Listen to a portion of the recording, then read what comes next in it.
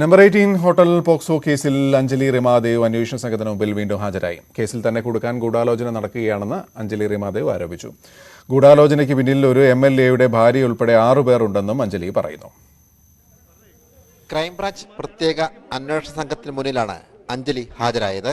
കേസിൽ അഞ്ജലിക്ക് ഹൈക്കോടതി നേരത്തെ മുൻകൂർ ജാമ്യം അനുവദിച്ചിരുന്നു. കഴിഞ്ഞ ദിവസം 3 മണിക്കൂറോളം ക്രൈംബ്രാഞ്ച് അഞ്ജലി റിമാദേവിനെ ചോദ്യം ചെയ്തിരുന്നു.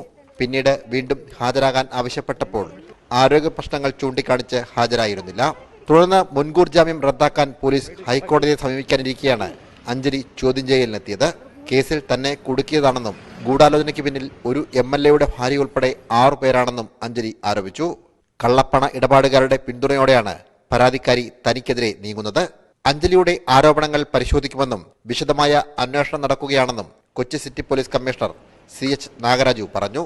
നേരത്തെ കേസിൽ 1-ാം പ്രതി റോയി വയലാട്ടിനെയും 2-ാം പ്രതി ഷൈജു തങ്കച്ചനെയും അന്വേഷണ സംഘം അറസ്റ്റ് ചെയ്തിരുന്നു.